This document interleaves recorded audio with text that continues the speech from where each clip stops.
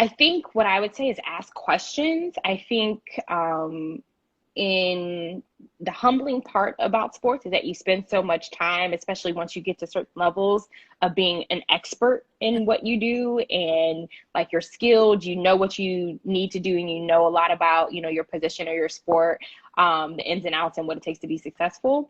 I think the humbling part is that when you transition, and also the scary part is when you transition, there's like this unknown, right? And I think what I embraced was it's okay to know what you know and know what you don't know.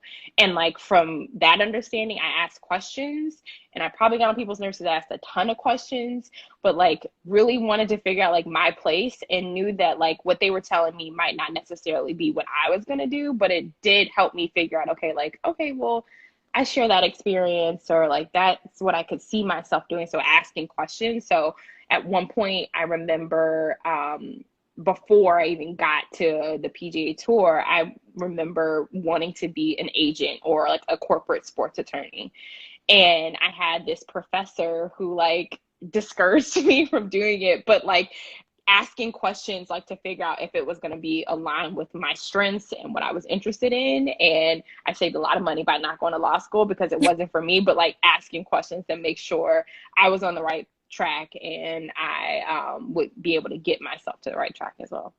Yeah, for sure. That's so important. And also like understanding, I think you're a great example of like there is no linear path to like what's next. And even if you think you have a plan, like you just be flexible and don't be afraid to branch outside of sports or leave something that you think is your destined path. Yeah. And the whole expert thing is so true. I mean, you want to go from expert level to expert level, but you got to go back down to the bottom and work your way back up. And, nobody's expecting you to jump into a career and be like, the, MVP of that career. Yeah. They expect you to have a learning curve, and it's now up to you to like give yourself that opportunity to like learn from that. So thanks for sharing that. I think a lot of people could take a lot of takeaways from that, just knowing Yeah. like, okay, yeah, like there's no such thing as a linear path.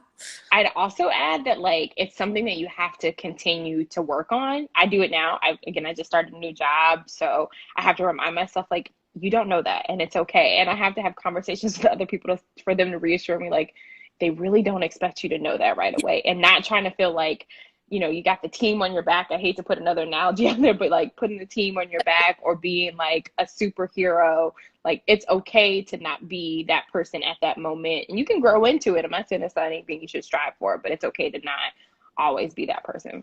Yeah, that's such good advice.